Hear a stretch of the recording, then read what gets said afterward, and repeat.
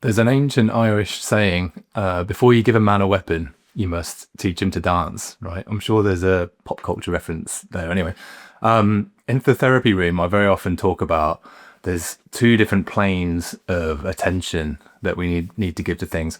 Most traditional therapy works on what I would call the horizontal plane.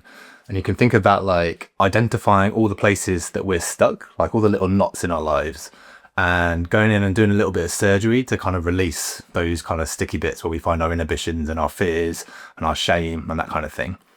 And then from there, there's also the vertical bit, which for me is about figuring out who we want to be, what we want to build in the world, how we're going to move forward. Now, that can be a really important part of helping us shift out of the places that we're stuck. And in a lot of ways, it can almost, that's the place that brings a lot of meaning to life, right? So there's a lot of guys talking about recently, like men don't need normal therapy. They need more purpose and that kind of thing, which I totally get because that's the place where men feel like men. However, back to that quote at the start, right?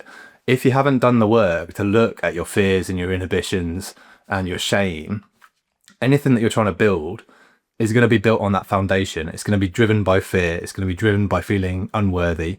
It's going to be driven by not feeling safe. So creating things that rely on how to make you feel more secure, make you feel more powerful, make you feel more in control.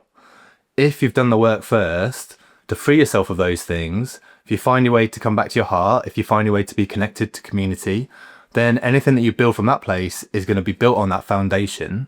It's going to be more considerate, more open, more loving, more creative. Okay, so we need both of those things, but the foundation has to be get in and undo those knots, right? Your therapy work is not just for you, it's for everybody else, because what you build is compounding on that foundation.